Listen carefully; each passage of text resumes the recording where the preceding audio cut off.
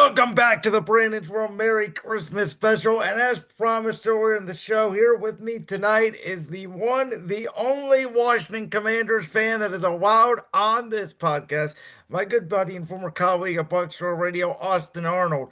It's been a while, Austin. How's it going, man? It's going really well. We're still trucking along. We're almost at the end of the year, so Christmas season is here. I'm excited for that. I'm excited for a lot of the good food that I will be eating in almost like the end of the month. So, I mean, we're doing pretty good right now. It's a really fun time to just be alive. So, It is. It's a very interesting time in sports. We have a lot going on in all of the weeks. Everybody always says March is the best time of the sports calendar year, but I always have said I think you could potentially make an argument for this November and now even December season. Um, we got a lot going on. We're going to focus a lot today on the NFL, college football, and wrestling. Let's start with the NFL. So, at the time this is going to air, it's going to be the day before the Eagles and Commanders match up. Believe it or not, for the first time since the NFC Championship game, which is pretty crazy if you think about it from the NFL schedule makers.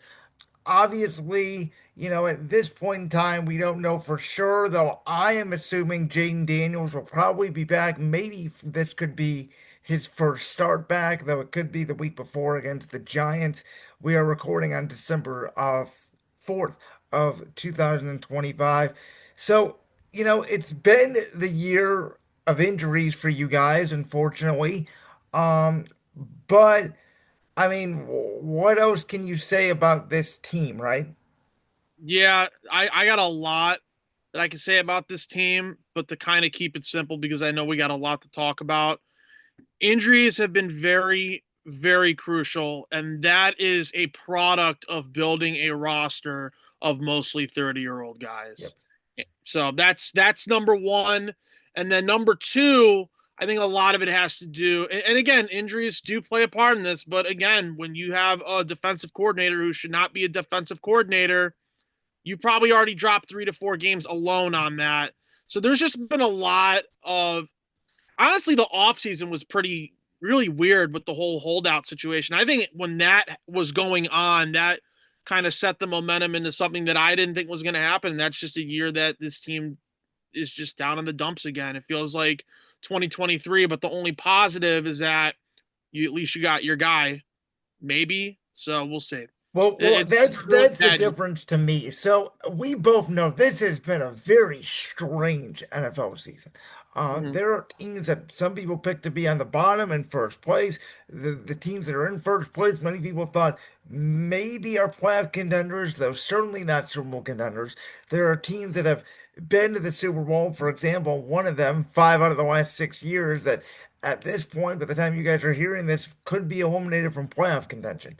But I think that over the last couple of weeks, I've watched a lot of football games. The Eagles have obviously been on different days and prime time and all that. So I've had some time to sit down and watch a lot of the other teams on Sundays.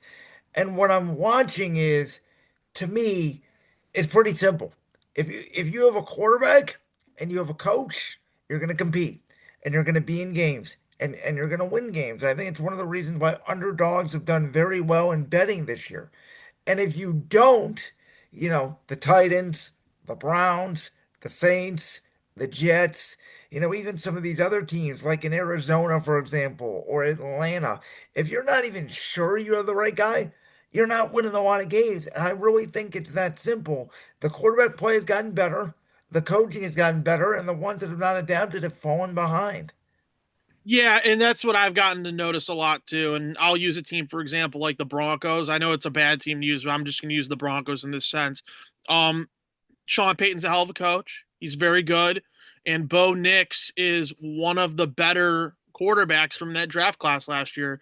You could say the same about Chicago. Caleb Williams has taken a step. Ben Johnson's been a very good head coach. The defense has been suspect, but guess what? It doesn't matter because the offense keeps them in games. So, like, those are two, like, slow cases that I can bring out. You can also say Drake May was having an MVP year. Um, Obviously I have a lot more thoughts on the Patriots than I do with a lot of other teams, but you see what I'm getting at here, and I affirm your point loud and clear. Quarterback play's been better, and if you don't have a quarterback, then you're probably not going to win. And if you and that's if you don't have a stable defense too. If your defense is bad along with not having a quarterback, you're not winning the game. No, that's a good point. I mean, even Dallas and Dallas gotten hot, and we're recording on the night of the Lions Cowboys game, which should be a very good game tonight. But Dallas is 6-1 for a reason because their defense started playing better. Yeah. Cincinnati's 4-8. Yeah, they didn't have Joe Burrow, but their defense was also the worst defense statistically in the NFL.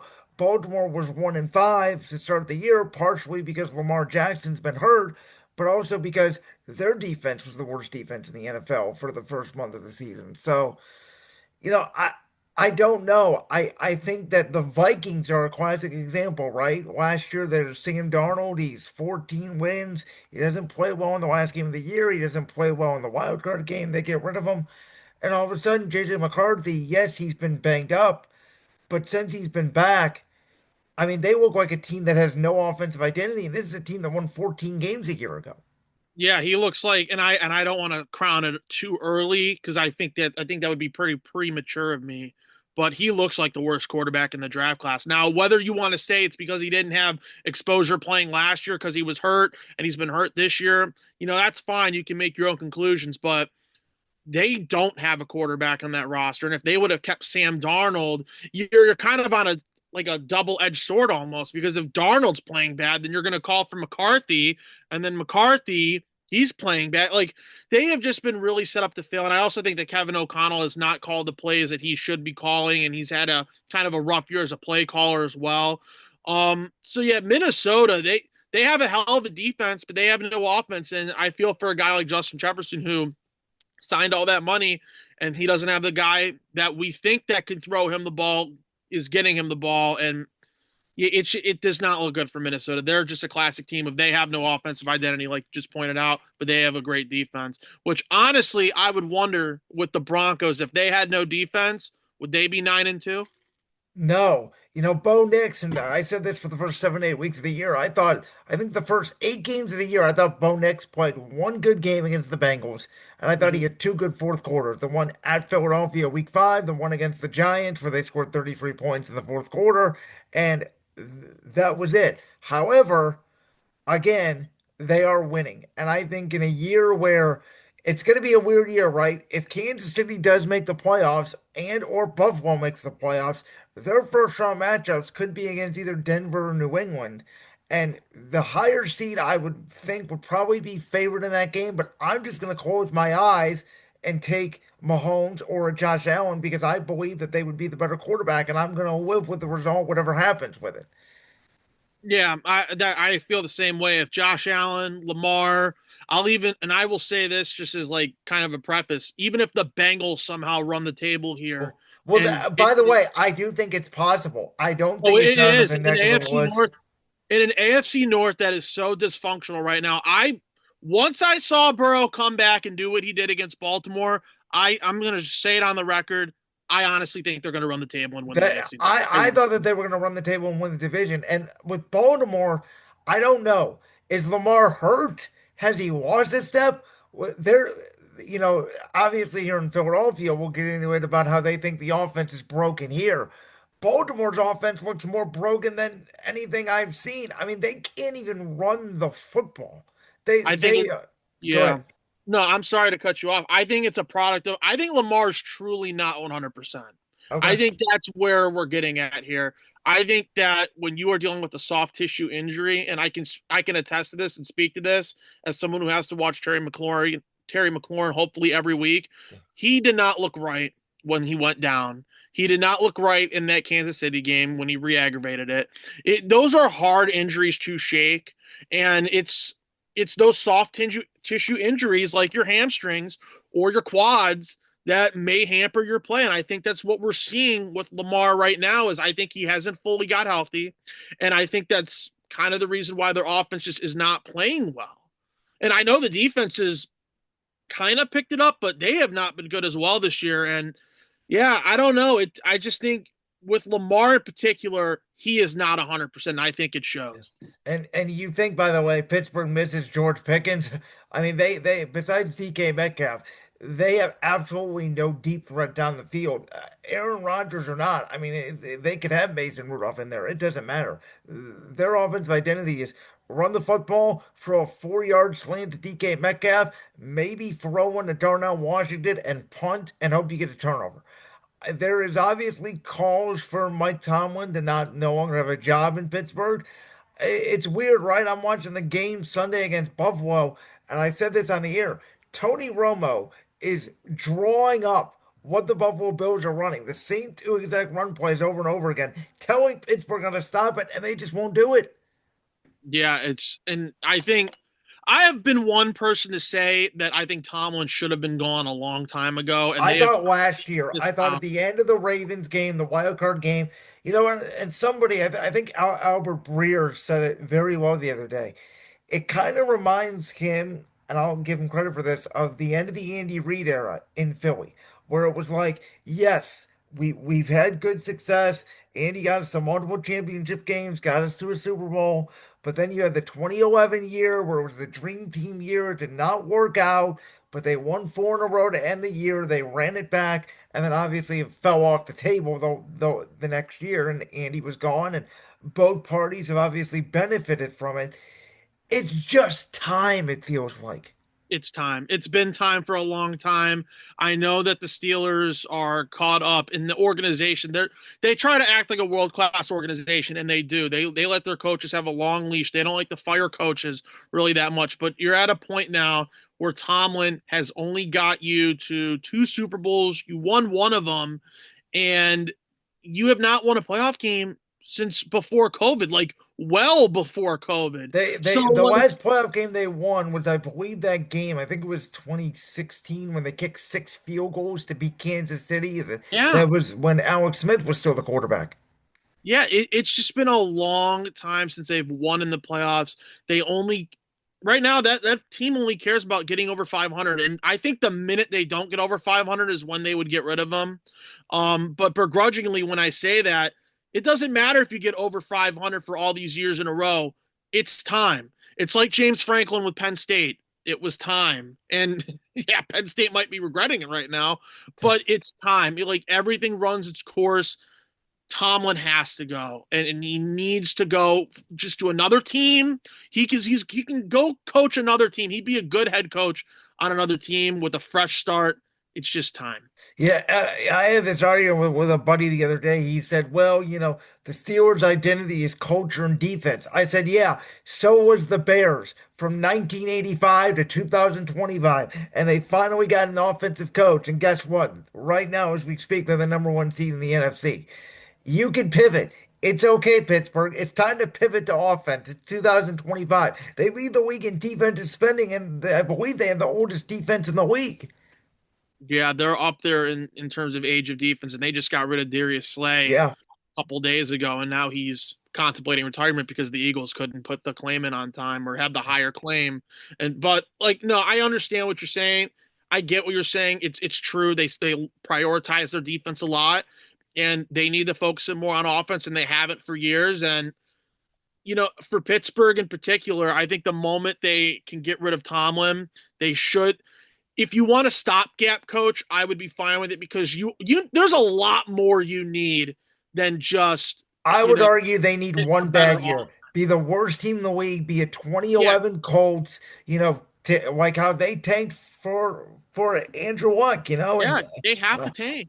They need to obvious tank. They they have to stink. yeah. Like every team does it. I feel like I've said this with you multiple episodes ago, like when I was on prior episodes. Every team has to tank eventually. I've watched my team tank for years, and they may have sucked at it, but I've watched them tank for years trying to get a good guy. It's time. I get there's a high standard in Pittsburgh, but it is time. The Patriots are a prime example. They They go sucked for a from the couple of years, worst team and in the now they league look good. to what generally, I mean, tell me, my eye test tells me watching them, they're the best team in football. That's what my eyes tell me. I don't know if you agree, but when I watch every other team, yes, they have flaws, but I can't pick their flaw. Like even the Rams, I can say their flaw is to me, they're secondary. I think the only thing holding me back with New England, and I am going to also say this going into next year, they have played no one. They have played no one, in my opinion, to test them. And that is a product of how they were last year. It's like the 2024 Washington Commanders. We played no one. We played no one good. We played the Eagles. Maybe that was it. And then, the following year, we've had a lot of hard teams to play. Now, injuries have been a part of that, but we played a lot of good teams and we have not been good. So I think the only thing holding me back right now with the New England Patriots is I think they have just not played anybody good. They've played a lot of bad football teams, and they are beating these teams down. And come playoff time, I do think they are the best team in the AFC. Don't get me wrong. But I think that I need to see them play good teams in the postseason to reaffirm that they are the best team in the AFC. Let I me just ask you this. Let's say the Chiefs, for the sake of argument, and the Bills, for the sake of argument, are both not in the playoffs. Who after New England would you take in the AFC Championship game? I see now that's a hard thing because let's say the Broncos and Patriots play each other. Yep. I think ugh, I would think New England wins that game. My thing I think holding it me depends on back, where the game's at. yeah, it depends on where it's at. The only thing I would hold back on is Denver has a Super Bowl defense.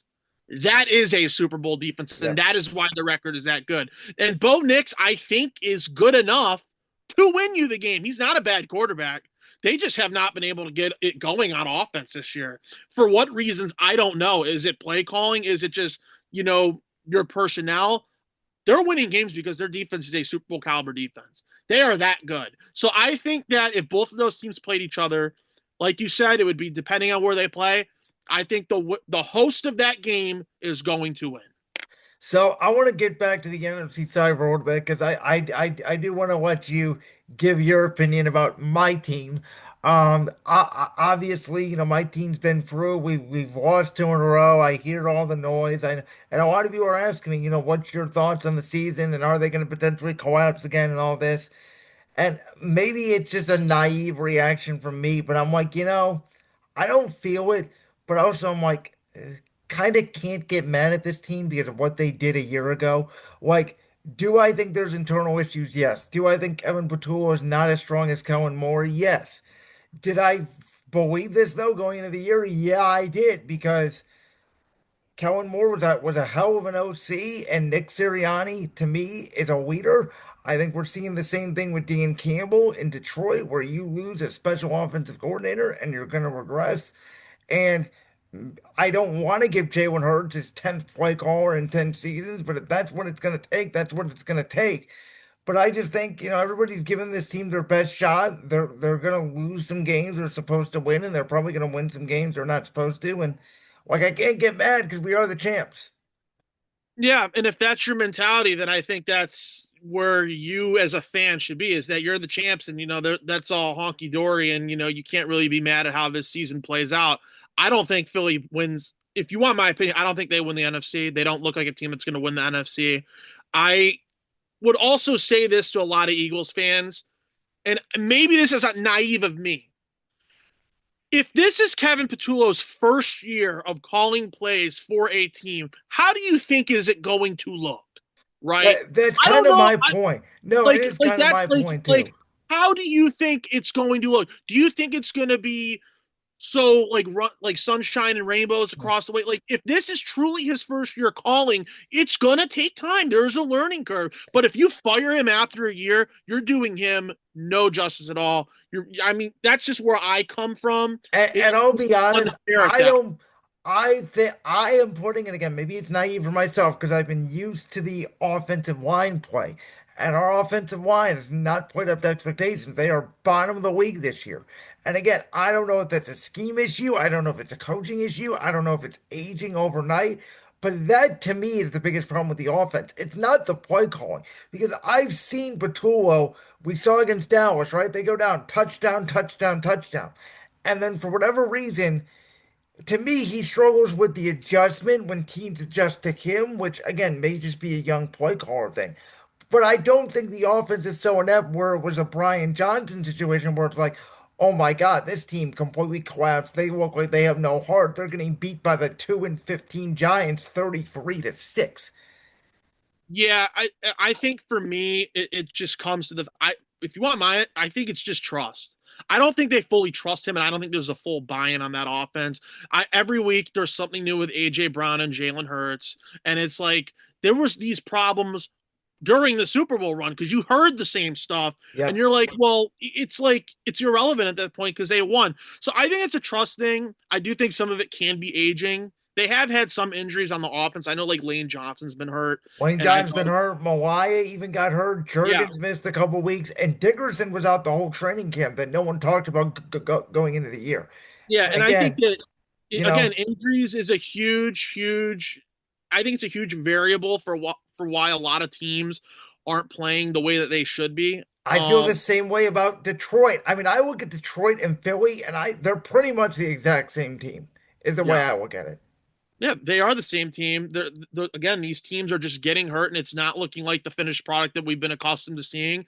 And again, in the case of Philadelphia, and you can also say the same about Detroit, first year play callers. You have Dan Campbell calling plays for Detroit. Yeah, He's by the not way, called plays. I I hope that Sirianni does not make a change at OC. I certainly hope he doesn't take over play calling. When I saw that from Dan Campbell, I said, "Uh-oh, the Lions are in trouble." Yeah, Because when has Dan Campbell ever been known to make a change like that midseason? Ever. You never heard anything about the offense with Ben Johnson. And all of a sudden they lost like two out of the last three games and we got to change the play caller? Like the Lions offense, I thought wasn't the problem.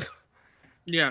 No, the Lions' problem has always internally been the defense, and it's just how it was last year, and that's kind of how it's been this year. And now this year with offense for them, since they don't have Ben Johnson, they've kind of looked like a team that's normal, not like the God Squad they had last year. So it's just I think it's a lot of overreactionary behavior by these teams because if they go in a slump of a couple games, they're going to be like, "Oh, we have to make a change."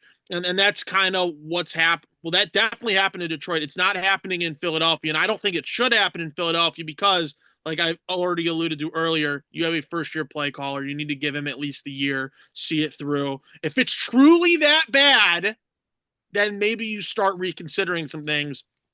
But, again, it's just a lot of it has to do with possibly trust of these players and buy in. And I think that's just what we're seeing. Let me ask you a question about another team in the NFCs. For years, me and you have both laughed at the New York Giants. But I'm telling you, if they get the right coach for Jackson Dart, I looked at that roster. If they get Malik Neighbors back, that defensive line is fantastic.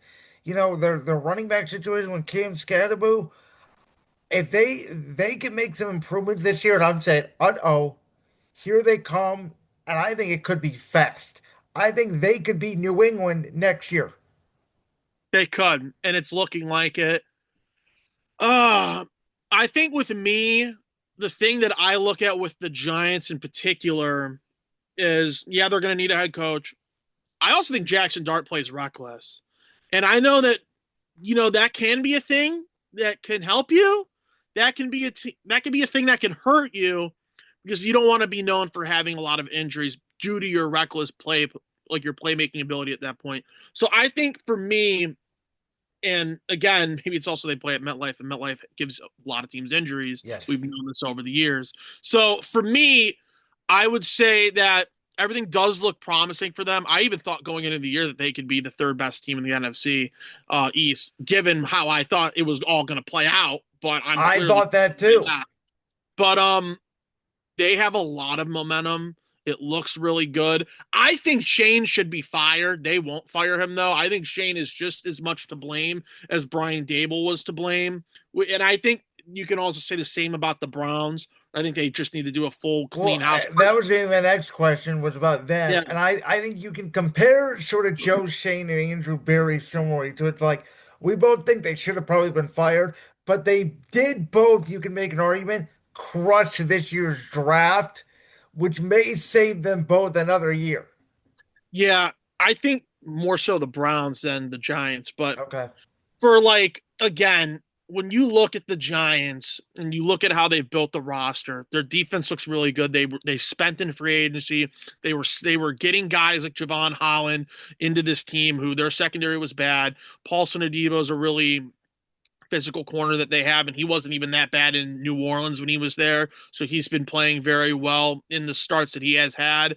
Their defensive line is very good. I'm pretty sure they paid Dexter Lawrence an extension.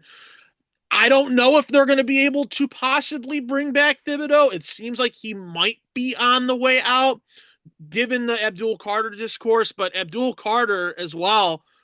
Like, what the hell? What's up with him? Because, like, he has looked like he has all the potential in the world. He's just a jackass. Yeah. It just seems like that's what I'm getting at with Abdul Carter. And listen, Brian Burns, it doesn't matter if he's on the Giants or the Panthers. Brian Burns is a top 10 pass rusher in the league. He He makes is that plays. good. He makes plays. And that's why I envy the New York Giants right now because they have a lot going their way. If Neighbors comes back fully healthy, Scadaboo looks insane. And I as a fan for my team wanted Scadaboo in the draft in the later rounds. Obviously, the Giants went and got him in the fourth or fifth round. But the Giants look like a problem. And if they do get the right head coach, which I think that will be the number one coveted job in this cycle, will be the New York Giants. I think that they could be really, really good. And if they finish fourth, they're gonna have a really easy schedule next year. Yeah, no, it's a good point. All right, well, we saved the best or worst team. How are you going to put it for last?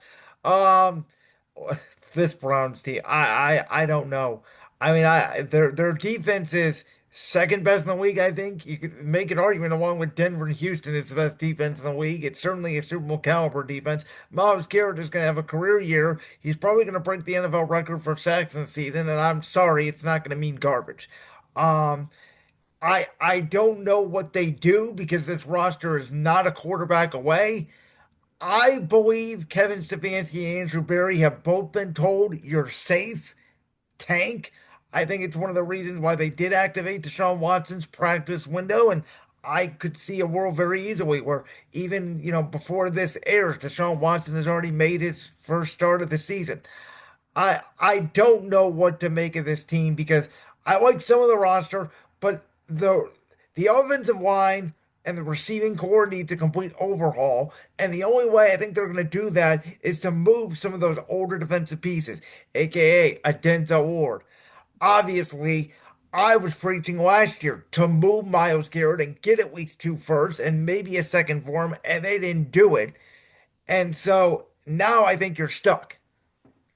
They are. And I don't feel bad for Miles Garrett and I don't feel bad for the Browns organization because I think a lot of this, like you said, could have been preventable. They traded him away. And now he's making 40 million plus a year. And he is going to restrict their cap because he wanted to take the money. And I don't blame him for taking the money, but I blame the Browns for not having a vision here because I don't know if their quarterback is on their roster. I think that what they should do, and I think what they are going to do, is they're going to start Watson for a couple games. They're going to make sure he's fully healthy. Have him get some film because you're cutting him in June, and that's gonna restrict some of that cap and get it away. But at least that puts film for him on for the next team if he were to come back and be okay. I think he's playing again. So, but again, he'll play. I give him about 2 games, but he will play 2, maybe 3 games. So that's number one. I don't know if their quarterback's on the roster. Everyone thinks it's Shedeur Sanders. I think Shedeur Sanders is not that good. And I don't think Dylan Gabriel's not that good either. I think they're Well, both well, I what they don't are know if it's looking out to Shador, but be. I can tell you, I know it's not Dylan Gabriel. That's how I would answer it. Dylan Gabriel, I think if he was taller, he'd be better. I think I he's a think poor I think man's Tua. I'll be, he is. He I looks like think a that's poor what he man's is. sport, and he looks like he shouldn't be playing in the AFC North. If he was playing in like Miami or LA, maybe he'd be Well, better. the problem is, I think the order. Like, if they would have drafted Shador in round three, right, and then they go and they pick Gabriel in the fifth, like Washington did when they selected RG3 and then selected Kirk Cousins in the fourth round, I don't think many people would have had an issue with it. It's the fact they took Gabriel first when some scouts had him as a fifth or a sixth round pick, and then they go and they take Shador the way they did. I think Yeah. is what messed up the whole situation. It just makes no sense. I think they were pressured into taking Sanders. I think Sanders was honestly not going to get drafted. I really don't think he was going to get drafted. I know the report out there with the Eagles was, oh, we were going to pick him. I don't I think buy that. Philly or Baltimore may have taken a shot on him. I don't buy that. Like I Okay. don't because That's like no, that's I fair. think why would you take a shot on someone for them to sit behind Lamar or Jalen Hurts when you can just do that with someone else? Like there's going to be no changing of the guard. Why the hell would you get a guy like Shador Sanders on your roster to just create? I feel like more drama, which isn't needed. I don't buy any of that. But what I can buy is the fact that the Cleveland Browns get Shador Sanders. Everyone's calling for him all throughout the year. And listen, he just has not looked good. I know he did well against the Raiders, but the Raiders are a bad team. The Raiders are a They mess. are a By the really way, though, bad team. I will say this: if I was the Browns, I would have started them the first week of the year. I thought they were wasting their time with Joe Flacco, and I've already said my thoughts on Dylan Gabriel. I think he's a waste of time as an NFL starting quarterback. I would have just gave Shador the year, and if he turned out to be Deshaun Kaiser, at least you knew. You know, I mean, that's at least give your fans. My argument was give the fans something to cheer about because the team is awful. Give them a reason to pay a ticket to get in the door. And I think that when we find out how this Browns game goes against the Titans, if he does not look good against the Titans, they're going. I think that may be the point where Watson may finish the year. Okay, If he no, that's fair. has, I think if Sanders has a bad, and I think the Browns should beat the Titans. I think they should because the Titans are another bad team. But if they do, if he looks bad and they lose at home to Yeah, Tennessee, you can't do December that. weather in Cleveland, By the way, it might be the I think best thing to Watson will happen get to them if the they do that. I mean, they could end up with with the number one overall pick. Yeah. Speaking of, let's go into college football now. There are two quarterbacks at the top of this draft class. One of them, obviously, Fernando Mendoza from Indiana. Outside of Oregon, we haven't really seen him play a lot. I want to watch him against Ohio State this weekend. I want to see how he does against a really good, arguably one of the best defenses in the history of college football. For Simpson out of Alabama, I Simpson, he's only at what 12, 13 starts, which worries me. I don't think right now there is a franchise quarterback in this draft. I think the Browns and probably the Jets or maybe even the Saints are going to take one. And to me, they talked about going into the year, oh my God, this is going to be such an amazing quarterback class. And it turns out to me, I heard Urban Meyer a couple weeks ago on television say, I don't think any of them are ready. I think they all would benefit from another year in college. That concerns me. It does concern me because I think the only true guy that I like in this class is Mendoza, and because he's played a hell of a year. He's had a great year for Indiana, and that's why Indiana is where they're at. I think Fernando Mendoza has been easily the best quarterback up to this point, and the fact that he is going to be in this draft class next year, he'd be the only quarterback as of right now that I would take with a pick. I don't think. I mean, and I'm getting a little ahead of myself here because I know Pavia is going to go into the draft. I like the way Pavia plays, but he seems like a gunslinger like Taylor Heineke was, and I'm not It saying seems Taylor like a Heineke third, fourth round pick to me at is gonna he best. is a third or fourth round pick, which I was also going to get to when I was going to finish that. But I think honestly, if you have a high pick, this is just not the year to take a quarterback. I think that if you were a team like the Jets or the Saints, you better hope you have the higher pick because I think that's where Mendoza should fall. I think he would be the only guy I would take with a really high pick. Other than that, this is just not the class to do it. Are you taking him first overall? Well, Titans have the first pick right now. I wouldn't take it. Like, let's say I was the Saints, okay? Okay. Like, I'm going to throw the Titans out here because we know they're not going to pick him. Yeah. So, like, let's say I'm the Saints and I am the number one pick. I would take him.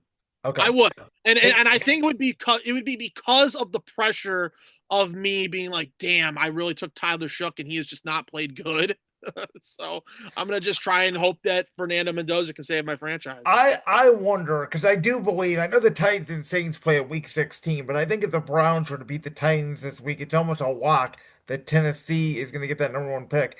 Yeah. I wonder if they field calls. You know, if you're Tennessee, would you go back to 3 or 4 or 5 and pick up maybe an extra second? Or would some stupid team be dumb enough like Jacksonville did last year? They moved up 3 spots and gave the Browns their next year one to start building out the roster because we don't know if Cam Ward can play because he's got nothing around him, including he doesn't even have a coach. Yeah, the Tennessee situation is just really really bad, and I feel bad for Cam Ward that he's even in that spot, but I do feel like depending on how the board plays out, if you're Tennessee, you look at Tennessee, you have the number one pick. The Giants probably get the second pick. You know they're not going to take a quarterback. If I'm a team like the Jets, and you know there's other teams that might be threatening to move up, I think your deal is with the Jets, where they also have draft capital ammo, and the Titans and Jets can help each other out.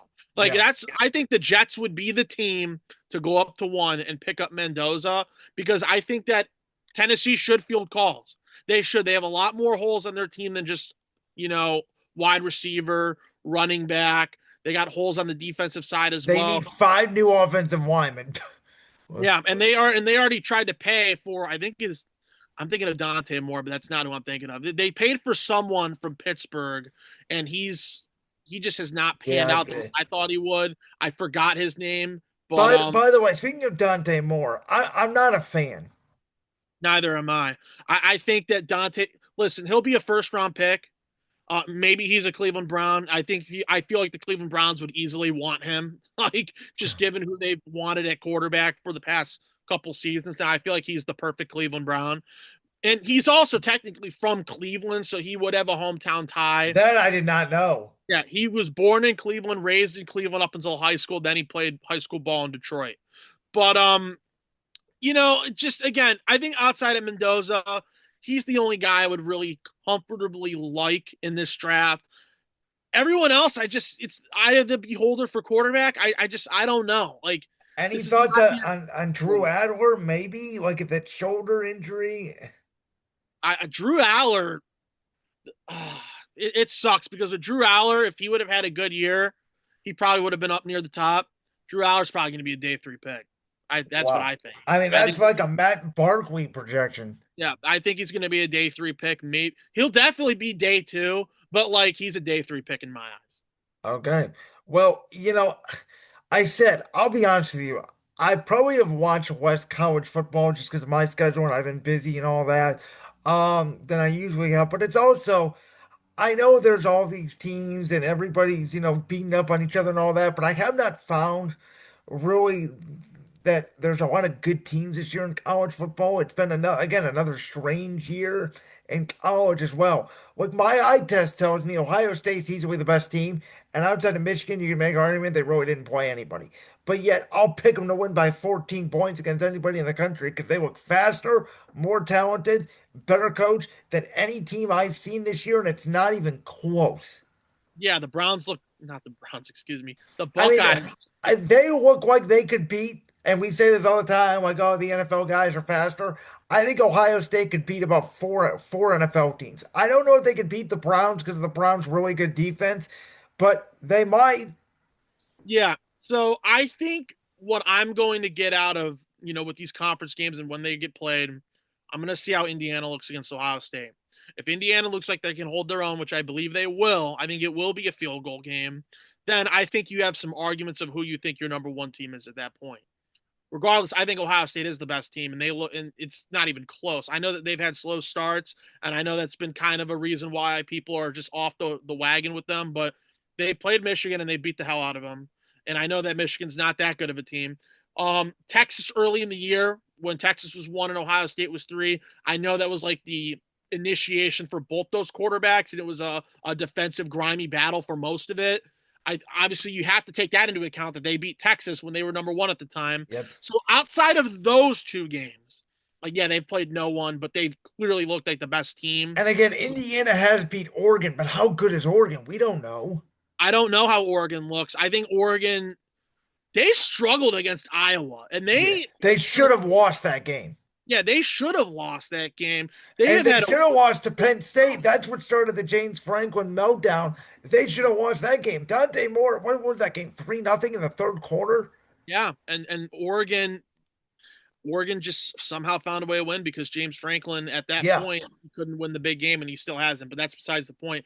I think that Ohio State is just the best, maybe the only team that I can see, and obviously we'll see how the Big Ten championship plays out. If Indiana plays them close, then I think that they maybe have a chance. I think the only other team I could maybe draw a conclusion out of like, oh, this team could maybe do it is Georgia because that's because they've turned it on as of late. And And that's also because of I that really, defense, I think, could give Ohio State some problems. If they get pressure on saying that would be the difference in the game. yeah. And I think Georgia, just based on the eye test of how they've started to finish the year, they have looked like a very good product. And maybe Notre Dame, maybe that's if Well, they is get in. Notre Dame even going to That's get if in? they get That's the in. question. I My Again, opinion is I don't think they should because they lost them. If Miami doesn't get in, I think Notre Dame shouldn't get in okay, because so that's Miami gonna has be the the next most talent. conversation. So I'm gonna preface this by saying, when this airs, it will be the night of the first CFP playoff game. So we're gonna know the 12 teams, but we don't know yet. I think this 12-team system is broken. If everybody thought the 14 system was broken, this is 100% broken. It's the old conversation of, do you want the best team? Does head to head matter? Does scheduling a better game matter? Because, you know, yes, Miami beat Notre Dame, but they also lost the Cupcakes. But Miami did beat Notre Dame head to head. So if they don't get in and Notre Dame does, then all these teams like Alabama have already started the reschedule games. They're going to start rescheduling cupcakes, which was the whole point of the expansion and the expansion of the two major conferences was let's get bigger games early in the year and more often in the year. And it hasn't happened to the degree that I think we as college football fans really want and deserve. Yeah, and that's to me that would be a shame because I really like the high profile non-conference games. And Kirk Herbstreit honestly said it best. If that were to happen where Notre Dame gets in over Miami, which it looks like a very real possibility with this committee, then at that point you are going to have to reevaluate everything and it'd be pretty dreadful seeing the Ohio States versus the Texas gone or the Alabamas versus let's just say for like when TCU was good. I know both those teams I think Yeah. played a non-conference game. So you get what I'm saying. The high power non-conference games would not be played. That part I would really miss because I do think those matchups matter. They should matter in a committee where we're talking about the eye test. And the eye test to me would be that you need to beat good teams. And if you put Notre Dame in over Miami, who Miami beat head to head at the beginning of the year, it doesn't matter about how that game finished. It matters about the final score. That to me just contradicts the entire idea of, oh, let's make these hard non-conference games to see who's going to be battling it out for possibly a college football playoff spot. You wouldn't even have to do that anymore because now you're just trying to rack up wins. And we're in the 12-team era, and this is what I'm afraid of. I'm afraid they're going to expand it to 16. I'm afraid they're going to expand it to 20, and it's just going to turn into March Madness for college football, I think which 12 is a perfect number. I'm sorry to cut you off, but I think no, 12 is a perfect number. no, which I mean, here's the thing though. If you're going to do that, if you're going to do 12, to me, I think at this point, the committee has to go away, and we have to just solve it on the field, and we have to make regulations. Have it be, four Big Ten, four SEC, and then you could put the ACC champion, the Big 12 champion, and then two other, non-at-large teams. Whoever had the best records get in. I think that's the way you have to do it, as opposed to the committee, because at this point, in my opinion, we are running in circles about this committee. We've always complained about the committee, but it's even worse now at 12 because a good team is going to get screwed even more, I would argue, than a team at 5. Yeah, and that to me would be where I would start drawing a line with how the committee thinks about certain situations with how teams need to be graded. I also don't like the fact that, the committee is now moving forward and saying, oh, the SEC should have a certain amount of spots in this. The Big Ten should have a certain amount of spots in this. I don't like that at all. And I know it's pretty generic. I hate the lobbying of how certain players should, or not certain players, how certain teams should be in certain spots or at least have that reservation for them at the end of it all when it's all said and done. I don't like that as well. I think it should be the true top 12 best teams, despite conference at that point, because conferences, in my opinion, don't matter with this whole new realignment. But again, like to me, if the committee messes this up, which I think that they might, this is just, it's going to really, really look sour given how the state of the college football playoff is already right now. And it almost makes you think, even though I know the BCS ranking was really bad and I know BCS was awful in general, it almost makes you think, what would it be like with the BCS still around? Yeah, and you make a good point. Do we even still need conference championship games? No, you wouldn't. You wouldn't need conference championship games because you're already holding certain spots for teams at the table. And that's why I didn't have an issue with them last year, because you have the conference title winners as your top four teams, the four best. You have them at the top 12. And I was like, okay, like obviously Boise State shouldn't have been three. That's whatever. And that's why you moved Yeah. into where this is now. But again, like you are now at a fine line where a conference title game should not even exist at that point. I know it'd be a Yep. culmination of how it is at the end of the season and how the end of your conference looks, but it wouldn't matter if you're not putting in the 12 best teams. You really wouldn't. And that to me, you are at an impasse right now. And right now we haven't hit that point.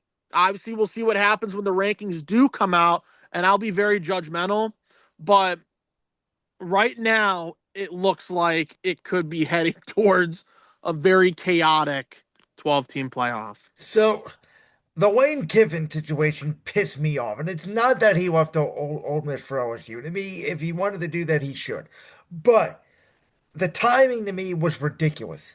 And after you just finished the Egg Bowl, it is rivalry weekend in college football. It's supposed to be a sacred rivalry. All these talk shows, supposed to be talking about the Iron Bowl and the game, and Oklahoma LSU and all these big games. And all we're talking about is basically Lane Kiffin pulling a 2010 LeBron James. Will he stay or will he go? And the fact that, he's trying to negotiate that, oh my God, I should be able to stay with the team with the CFP. And they made a big deal about that. It made a hard stain to me on college football. The entire schedule was broken. I don't know what to do about that. To me, I think you got to work with these high schools and you got to say, okay, we're gonna have an overbodying commissioner like all these pro sports do now, and especially with NIL and all that. And the off season is gonna start the day after the national championship game. So if these high school kids need to wait to sign, so be it. That's how it needs to be done. Yeah, and the Lane Kiffin situation was a full-blown embodiment of how the schedule for college football is now, because you have to open up your coaches, you have to get coaches on programs so they can start recruiting for their next year. And listen, I get that Lane Kiffin went to LSU. I get he did it in a very, let's call it how it is. It's a very shitty way to do it. But in the end, he wouldn't have done that if the schedule wasn't the way it was. And I also do commend Ole Miss for telling him, no, we don't want you to coach this team because you're just going to try and recruit and poach for next year, which he's already going to do and which he's already started to do. So I commend Ole Miss for standing on their ground and saying, hey, you're not going to use our resources and these players who are on our program's team right now because you're trying to build your other team Yep. who's in the same conference. Well, So and like I here's the problem to me, right? Is what's going to stop him from next year on the LSU side if some interest comes from the NFL or somewhere else? How is he going to look those kids in the eye at LSU and go, "Oh, I got your back"? Because this is his history at this point now, is the problem for me, which is why I don't know how well he's going to do at LSU because the SEC is bonkers. There's no guarantee that they're a top 12 team next year. Yeah, there is no guarantee at all. I think that with what LSU promised him, they're going to give him a very big NIL package. They gave him a lot of money on the table as is. Listen, I don't think he'll ever coach in the NFL again. That's just me. I think that we've already seen him at the NFL level. It doesn't need to happen again. So I think him going to the NFL would it's not in the cards. But to back to what we were talking about with college football, I think with Lane Kiffin in particular, there's not really that many jobs where Lane Kiffin could one up LSU at this point. Maybe Ohio State if that were to open up. I was gonna say Alabama. Maybe Alabama, which has always been a good, maybe go back there as the head coach.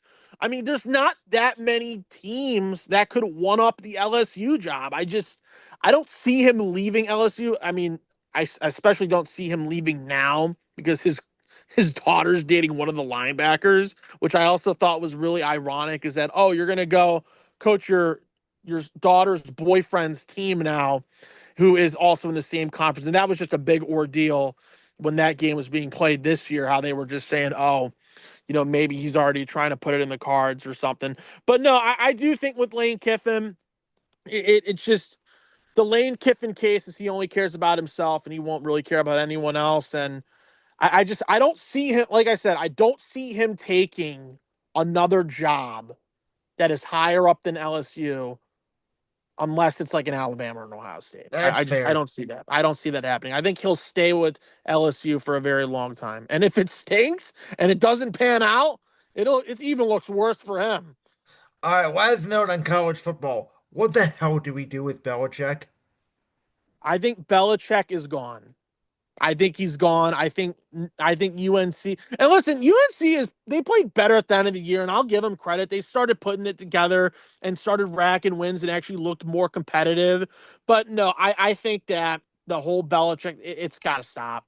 Like, do what the Pittsburgh Steelers haven't done, and get rid of a guy who just does not need to be there anymore. I think UNC just needs to start over and just do it the right way rather than getting a guy like Bill Belichick who almost seems like a dictator at this point. It's now a Now what reality happened? TV What show. happens to Bill? Because clearly he did not like working in media the way Nick Saban. I got to give Saban credit. I didn't think he'd be great on game day. He's been a home run. Nick has always had a little bit more personality than Bill. I always gave Nick credit because he pivoted at the end of his Bama days, where he went from a defensive coach and they had an offensive team at the end of his time where they just couldn't stop anybody. And I thought Nick would have told Bill, this NIL shit is nuts. Don't go to college football. Wait it out a year. And now I think Bill's burned so many bridges in the NFL. No NFL team is going to want him. I think there's a possibility Bill just disappears into the ether and we never hear from him again. I think that's a strong possibility, but I do think there is one team, maybe two. I can see two teams taking a swing on Bill Belichick. One would Well, be the New York Giants. okay. I think the Giants name brand. I think there was a lot of talk of him going there before what they decided to do with Dable. Like again, Yeah, but Bill Belichick is just I'd a be name, concerned with him and Jackson Dart because we know Bill doesn't develop quarterbacks. and that's why again I think that the Giants, knowing how the Giants operate, I think they would say, hey, we want the best. We want the best coach possibly of all time to come to New York. It's a big market. He'd have a lot of tools. All you got to do is coach and put that New England Patriots mindset to the Giants. I could see them being interested. Now, I'm not saying it would be the hire that happens, but I think that there's interest there. The only other team that I think that could have any interest at all is the team that is closest to both of us in the Cleveland Browns because they'll do anything. I They will said do it. People thought I anything. was nuts. They will do anything. This is my thought. I think if the Browns were to go, let's say they beat the Titans, if they go 4-13 again, we know how Jimmy Haslam sometimes has these crazy reactions, though it hasn't been in recent years outside of the Watson deal. I think they're the one team that they could say to Bill, "We'll fire Andrew Berry. We'll fire Kevin Stefanski. You have all the power. You're the GM, you're the coach. Oh, and guess what? They may have the number one pick. You would be able to also pick your quarterback." And I think they would say, Bill, the franchise is yours for however long you can hang on to life. Go do it. Yep, and I think that's what would happen. I think the Giants or the Browns are the only two teams that I could possibly see wanting Bill Belichick if he's out of that UNC thing, and that's just kind of how it is. And like you said, Jimmy Haslam has been reactionary in the past. He could easily tell Bill Belichick, "This kingdom is yours. Run it how you may, and we'll call it that." And then, like I said with the Giants earlier, The Giants have all the assets. I think Joe Shane would try to go for the big. He would go for the old big fish that nobody wants in the NFL anymore, and he would try to make a play on him. So we're gonna wrap up the show tonight by talking about some professional wrestling because it's been a weird year for wrestling in general. Now you are a bigger AEW fan than I am, but across the board, it's been a weird year. It has sort of felt like the year of the John Cena retirement tour, and that's all it's been. Both companies have been sort of in this weird creative space. There's been a lot of drama back and forth. The television product has not been great, especially in WWE. It feels like they are in a holding pattern because of the Cena retirement tour. I thought Survivor Series personally was one of the worst PLEs I've seen in years. And I don't know. Something just feels off right now about something that we thought coming into the year, coming off a red hot 2024 was going to be a very good year. To me, as much as we love Cena and I'm going to be in his last match and the retirement tour was great, it does feel like at this point it pushed a lot of things back that were supposed to happen this year. Yep, and I talk about it with my coworkers who are diehard wrestling fans as well. I think personally they packed it in as soon as Cena said, "Hey, I'm doing a retirement tour." They packed in everything they were doing in 2024, and they're going to make it about Cena. And now I will say begrudgingly that I have been a little less invested due to the product. I think the product has pushed me away a little bit, and I haven't really fully been maximizing how much I was taking in before the Cena retirement tour. And that's just me calling it how it is and saying, hey, your product hasn't been good.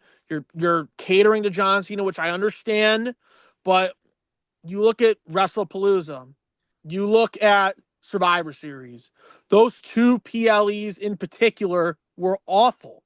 And that's why people think, hey, this is just the John Cena. I thought the John Cena heel turn run was awful.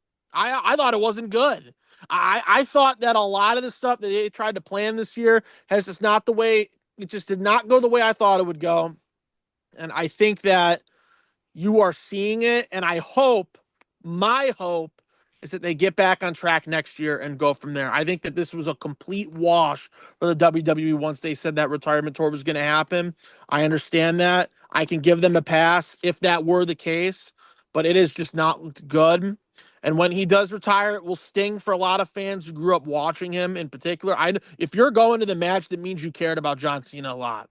It means you did. Do, And I and do, I and I do think you that know? when it happens, I don't know if you know this or not. The day the tickets came out for the pre-tickets, the ones that weren't even available yet, there was over 750,000 people in the queue waiting online to get these tickets. And I will say, as much as I've criticized TKO, because I think TKO has a lot to do with it too, just with their fingerprints on it, tickets weren't as expensive as I thought that they were going to be, but they are running the business now like we are going to maximize profits all we can because I think come WrestleMania 43 in Saudi Arabia, they're going to announce that it has been sold to Saudi Arabia.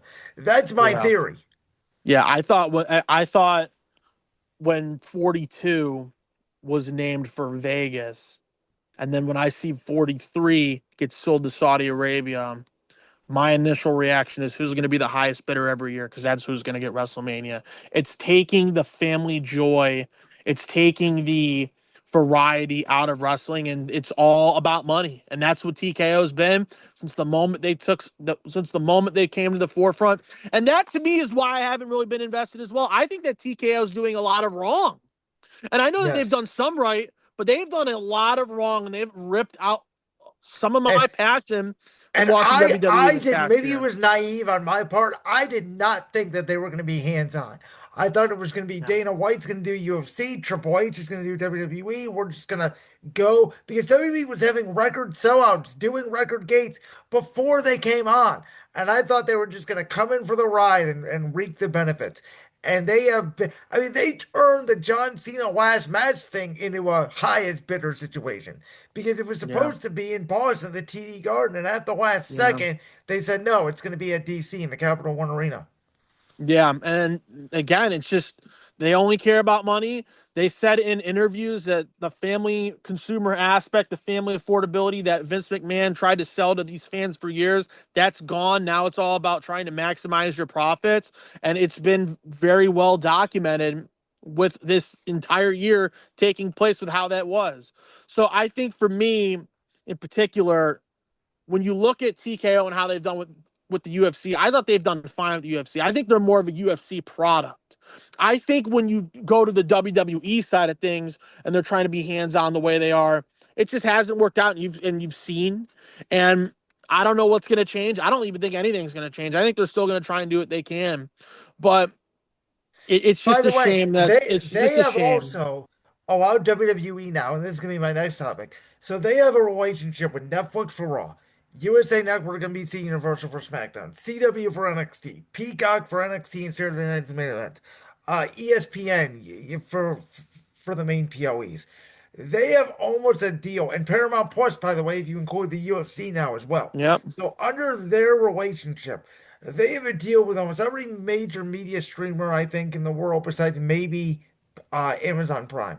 So my point is, if Warner Brothers gets bought, and the rumor is it could be by Netflix or it could be by Paramount, what happens to AEW then? Because I think their whole goal is we're going to get all these media deals. So if Warner does get bought, Tony has nowhere to go. I think at that point it'd be a WCW type thing, and they get absorbed. The thing And is, it though, and it and it Tony was. has the money. I mean, would he create his own television network? And no one's running out there. I'm like, I think he could. I think he's got the money to do it. I mean, again, I know they have the money, and I know it's a really rich family. I know that they are. I mean, obviously, you and I both know that the father is the owner of the Jags. So, like, we know that that's why they just have a lot of money as is. So they already own the Jags. Their headquarters are in Jacksonville at the Jags facility. So, like, they have a lot going for them in terms of like how much money they can hold.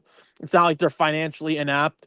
But I don't know. I just, to me, if TKO were to buy if they were to buy out what is it, like if they were to buy out like HBO, because I know HBO has the deal with And that's the AEW rumor. right now. That's why Netflix is interested because they would buy HBO Max, which obviously does Yeah, host AEW as well, and it would combine into Netflix. yeah, and you know what, here's what I would say is the counter then, because obviously Amazon is its own thing. I feel like they would just move everything to Amazon Prime. That's what I think. because That's the right one now need. because right now they do the pay-per-views on Amazon Prime. Yeah, So they would just at that point you would have to just make a deal, because I know Bezos will not sell out to them. Like, yeah. you would have to just make a deal at that point and say, hey, everything is exclusively on Amazon. And for your weekday shows, we'll figure that out when it gets there. Maybe he creates his own TV show. Maybe he creates his own channel. I don't know. We'll have to see what happens. But I mean, I I'll almost be can honest. guarantee you that Amazon Prime would be the exclusive home for everything AEW. I mean, Collision is obviously no SmackDown. It was created because CM Punk wanted to stay away from the Young Bucks, which AEW, I would say, is at a better year creatively. I think Tony's tried to ride Yes. the shift. Mm-hmm. Um, it's wrestling though is in such a weird space right now. It is just, it's so both companies are in like this holding pattern. I'm like, who's gonna blink and take a risk? Like, It This is as the perfect time, and yep. I'm Go sorry to ahead. cut you off again. This is the perfect time for AEW to do that if they had the balls. I just feel like that they've already shot themselves in the foot too many times that they're afraid to do it. Well, if They're, Tony had the balls, you know what I always said he would do? The week of WrestleMania 42, he runs a big show in New Orleans at the Superdome. that would be a if that happened. Obviously, Which again, he is all about, because I know that with Tony Khan in particular, his family, they have a partnership with Wembley. And I don't know if he owns a yeah. team over. I don't know if he owns a team over in London. And He might. I don't know. I'm not the biggest fan of Tony. I think a lot of the things he does is bullshit. And Yeah, I know. I can and see I why you say, yeah. and I do think he's a good talker. He's a good promoter of his own stuff. That's one of the why I think there's a lot wrong with AEW. It starts with him, and I felt the same way with Vince and WWE.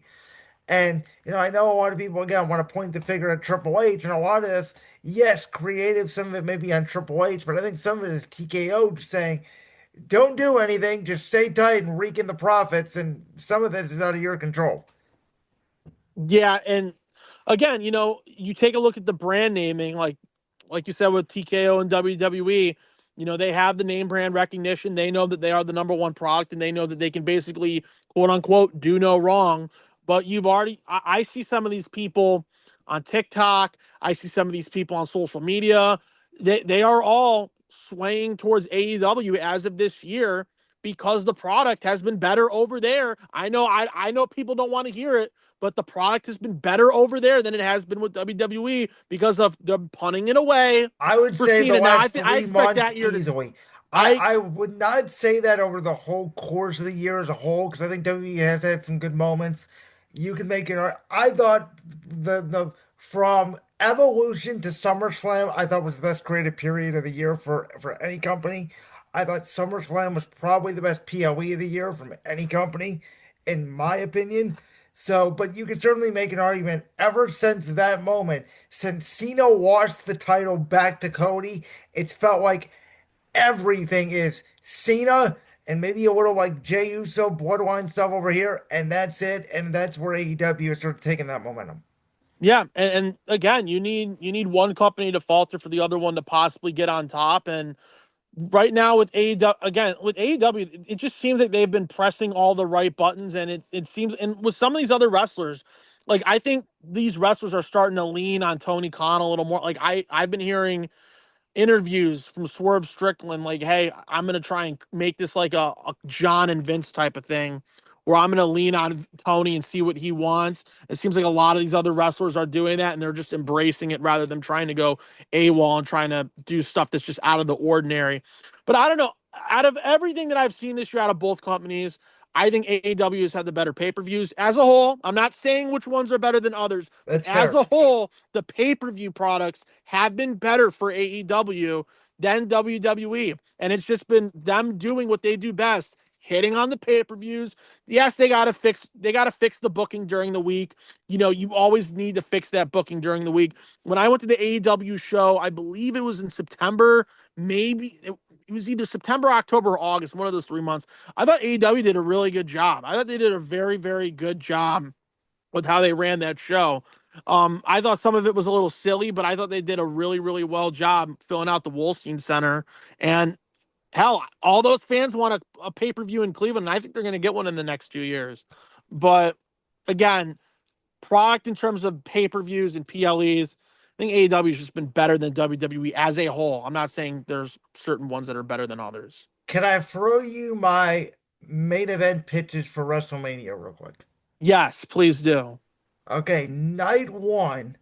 You have basically what's going to be a rematch of the January 6th Raw at this point, which I get kind of why they're doing it now, but not really. I would have Punk as the world champion defending against the Elimination Chamber winner, which would be Braun Breaker. And to me, you put Breaker over in the main event of night one, Breaker becomes the world champion. Night two, you have Cody Rhodes defend the Undisputed Championship against the Royal Rumble winner, Roman Reigns. You add the trilogy. Now, here's the twist on it. It is not announced beforehand, but during the match, for the first time since the Elimination Chamber, the final boss returns. And you have The Rock come down to the ring. And everybody thinks The Rock is going to help the tribal chief get his title back. Bam! Rock bottom to Roman. He ends Cody the Watch. Cody officially turns heel. Cody beats Roman. It sets up Roman and Rock for WrestleMania 43 in Saudi. And Cody's first feud as a heel at Backlash is against babyface Randy Orton, who kept eyeing that title for 2 years, and Cody would never give him a title shot. And everybody wants to see face Cody versus heel Randy. I think you do it the opposite way. I would love that. I would love that. I would sell the WWE right now to put Brandon Lewis in the creative room. I would love that. I am waiting patiently for Cody to turn heel. And I'm a Cody crybaby. It's been public record. I want a heel Cody. I want a very, very aggressive Cody I thought it Rhodes. Like was going to happen at I'm SummerSlam. talking like an Impact Cody Rhodes. I I want thought to we see were going that to get it again. at SummerSlam this year. I thought Cody was going to turn heel on They were Cena. they were they were Yes. they were That there were they but keep moments. There were teasing it. moments and I wanted it. I wanted it And so this bad. is I where wanted to I turn think you heel. get back to Roman because 2 years ago, Cody told Roman, "You are eventually going to be a chief without a tribe." Roman Reigns, the last 2 years now, no longer has the bloodline, no longer has Paul Heyman. Now he's on a redemption arc to get the title back he never got. But on the way, he's going to tell Cody, Cody, you've changed. Kevin Owens is no longer your friend. Drew McIntyre is no longer your friend. Randy Orton, where has he been? He's no longer your friend. And Cody's going to start realizing it. And bam, that's where the heel turn will occur out of nowhere. When he does to Roman what Roman did to him 3 years ago, which is screw him out of the world title. I would love it. That would be peak because I think a heel Cody Rhodes, Homelander Cody Rhodes, I think could be one of the best heels I've seen in a while. I want it to happen. I've been waiting for it to happen. Even when Cody said at I think it was Fanatics Fest, he said that he's not going to be baby face forever. He's not. Like it's changes are going to Now, come. now here's And I my would other if it pitch. happened the way that you're saying right Go ahead. now, if it happened the way you were saying right now, I'd love it. That'd be Here's the 10 out other of 10 pitch. booking. So the night after WrestleMania is when Seth Rollins returns. At this point, Braun Breaker's the world champion. CM Punk wants to get his title back. Rollins now enters the picture, and he obviously has history with Punk. He wants revenge on Punk. He can't stand Punk. He doesn't want Punk to be the world champion, but he wants his title back. He wants to get revenge on Paul Heyman in the Vision. So at Backlash, this is how I book it. You have a tag team match for the world championship. Braun Breaker and Bronson Reed defend the title in a tag match against Rollins and Punk. Here's the catch. Whoever pins Breaker or Reed would win the world title. And you have moments where Rollins and Punk are going to try to win the match, and the other breaks up the pin because they don't want the other being the world champion. And that's where you get that tension. And eventually, Breaker and Reed win. Breaker retains, and then you could somehow loop in some other force, maybe, I don't know, maybe a Sami Zayn somewhere down the line or something to get even odds. But I think having Punk and Rollins team with the world title on the line and then fighting over who deserves to be champion is something different that we haven't seen a lot of. Yeah, that to me is on the more unique path, and I would like to see that because I don't think I've really ever seen that in general. That'd be very, very interesting for me to watch. I think that's a unique idea, and that would be perfect in terms of trying to maximize the newer things you can do in this So day and age of wrestling. my two backlash main events is that tag match and Cody versus Orton for the title. Yeah, that would rock. That would rock. I'd I've love already it. got 6 months planned out. That's why I said And, and, get and me in the if writers' that's room. how it went down, Brandon, I think you'd get a lot of fans back on the wagon after a putrid 2025. I think they're gonna. I think 2026. I think Cody versus Roman has to happen because Yes. if you're gonna make WrestleMania 42 feel different than Mania 41, and while they can acknowledge that Mania 41 broke all these records, I think they know creatively the Cena heel turn and everything. It didn't hit well. And Yep. I think that they know, again, we just talked about it. They know WrestleMania 42, we need to make it big. Now, on the woman's side, I don't know quite yet what you do. I haven't figured that out yet. Do you run Rhea Ripley and Io Sky back? Where the hell is Bianca Belair? Does she come back and win the Rumble and you get Bianca and Jade for the world title? But then it's like, I still got Charlotte. I don't know what to do with her. I got Becky Lynch. I don't know what to do with her then. So I still got to figure out the women's division a little bit, but hmm Yeah, I think with the women, it's kind of a weird case study because I think you got a lot of different ways you can go. I ultimately do want to see some callbacking though with Jade, and I want to see it with Bianca. I want to see them go at it one on one, and I think somewhere down the line that should have to happen. Bianca I, hasn't been seen since Evolution, and we still don't know what's up with I her. think she's also, is she pregnant? I don't think so. Naomi's the one pregnant. I know Naomi's pregnant. Which, but I thought you could, Bianca by the was way, you could pregnant as clearly well. see it completely ruin their entire plan for the women's division on Raw the rest of Yeah. the year.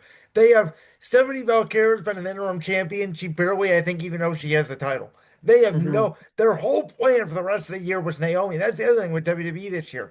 Their plans were either interrupted by injuries, the Seth Rollins injury, I think screwed up War Games. I didn't think it Yeah. was supposed to go down the way it was. The Naomi injury screwed over the women's world title. You had Hmm. Cody Rhodes out for a couple months filming a movie.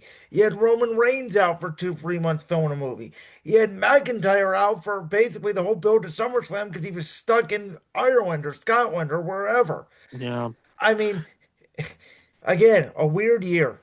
Well, it's been a weird year. No, and again, I've said it like a million times, and I'll just say it again. I think when John Cena said he was going to retire, they wanted to just cater to him. And now that we're almost at the end of the finish line with that, you kind of punt away 2025. It hasn't been the year that you wanted, but I am going to give WWE some. I'm going to give them some props. Hopefully in 2026, I'm going to give them my full attention. I'm going to see what they can do down the stretch here, and I think, and I'm going to ask you this as well. Gunther's going to beat Cena in his last match, or do you That's think what Cena I goes out on believe. top? Here's the thing, right? I wanted Gunther versus Cena on the retirement tour. I thought the WrestleMania match. Yeah, But as we get closer to it, I don't think Gunther's a bad choice at all. I'm not saying that. I think it'd be a great choice. But my heart, and I know it's not possible, and you know where I'm going with this. My heart says Cena and Edge need to have one last match somehow. yeah. I know that Edge and Jericho are in. I don't know if it's contract disputes or But if they're what's just going kind on of with at a. Edge? Is he in a? I have no idea. I thought he was still employed with AEW. I I don't believe know. I he is still employed with AEW. I have heard murmurs that Tony would maybe consider have him going back one, on and off, like just a one off, saying, "Hey, you and Cena have done a fantastic job So again, at the in your time of this careers." recording, it's going to be irrelevant almost because it had already Yeah. happened. But my pitch was you have Gunther beat Solo Sikoa obviously in the semifinals. At Saturday Hmm. night's main event, you have Solo Sikoa take out Gunther before the show. At LA Night, and Cena needs a mystery opponent, and Edge's music hits. That would rock. Because I'm a huge Edge fan myself. I have Edge merch from I just have Edge merch in general. I love Edge. I By the think way, he I know what rocks, his name is in dude. AEW. Again, as a fan, I refuse to call him Cole. I just do. He's Edge to me. I'm sorry, he is. John Yeah, Moxley can be John Moxley. Everybody else can be everybody else. Edge is Adam Cole. Him and AEW still just does not feel right to me. I don't know what it is.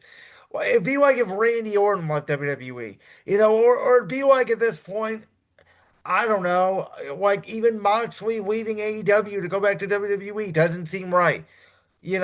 Like the Young Bucks going to WWE or Hangman Adam Page going to yeah, WWE. There are just certain guys that are that company or this company. yeah. And I think that when Copeland went over to AEW, my initial reaction was, oh, they're going to do stuff with Christian, and I think that they have kind of started to play that out a little bit. I know it hasn't It's been. also been 2, 3 years and he's been hurt a lot. And again, I Yeah, love Edge. He's my favorite of all time. I hate to say this about him. He has really slowed down since he's gotten to AEW. yeah, and I think again, I know he's trying to maximize who he faces because it's hard to face everybody. Obviously you're trying to put over some young guys in AEW and help their careers out, and I get that. He knows what point of his career's at, but yeah, I think Cope is going to retire here soon. I would probably give Cope maybe a year or two, just Yeah, in that's why I got general. to get my passport so I can get up to Canada to see his last match. It's going to be in Toronto, and I Yeah. think his last match could easily be a one-on-one with Christian if they were to do something like that. I But don't it's know. like, again, like they already did it. Do you run it I know back? I know. I mean, maybe it's a tag team match where they could win the belts. I know that they've already done tag team work, but it could be Yeah. something like that. Like again, you got to plan these types of things, and I don't know. I think Jericho could honestly be on the way back to WWE. It sounds like he might. Maybe he's I- not. Is Maybe he he's the not masked going back. man? I mean, I don't know. No, no, he's not the masked man because the masked man, Jericho at his age right now would not move like the masked man Well, moved. the So good thing, well, it doesn't have to be whoever that was at Survivor Series because he was completely hidden. yeah, I honestly think that's theory, but that's for another That's what topic. everybody's saying. I mean, but I again, think it it's doesn't theory. have to be because he never revealed himself, right? He was in Yeah, like he never fully revealed clothed. himself. So, I mean, it could be anybody, but we're I gonna think, go ahead. yeah. No, I was gonna say that before you say what you got to say. This whole masked man thing reminds me of like when Adam Cole did the devil thing for Yeah, and it's done too much. They AEW. just did it a couple months ago with Becky Lynch too. Like again, the problem with wrestling is everybody's done everything, and I've said this about spots and matches too. We're getting to the point where like, how many times are we going to see someone jump off a steel cage or Yeah, do a cool move? Like that's why Rollins did the coast to coast thing with his shoulder and the headbutt instead of a drop kick, and guess what? He tears his shoulder off. yeah. So, but thank you, Austin, for joining us on the Brains World Merry Christmas special. This was fun. Always a fun time rocking. I'm sure we're gonna have you on in the spring. We'll talk a lot more NBA at that point. It's just, we're so early in the NBA season. It's hard to really dive into things there. We'll have you on though to talk about the NBA and March Madness and the NFL free agency, like we always do around that season and WrestleMania season. At that point, we're right around the corner. Yeah, no, I appreciate it. I can't wait for that discussion in the off season. We'll see obviously how all these NFL teams pan out, and we'll see what these NFL teams decide to end up doing. I think it could be some spooky off seasons for some teams. I think for Washington included, they could be a spooky off season now, knowing that they're probably going to be freeing up some money due to some veterans being not as good as advertised, Marshawn Lattimore. But I think that again, it's going to be fun to talk in March. It's going to be really fun. We're going to have a lot of stuff to talk about, and I can't wait. I can't wait. I can't wait to talk about it all with you, Brandon. Love you, buddy. Have a safe and happy holidays. And coming up next to wrap up the Brandsville Merry Christmas special, I give you guys my 2026 predictions in sports. What is one prediction that I think is going to happen in the NFL, in the NBA, in Major League Baseball, in professional wrestling, in sports in general? That's coming up as we wrap up the Brandon's World Merry Christmas special of 2025.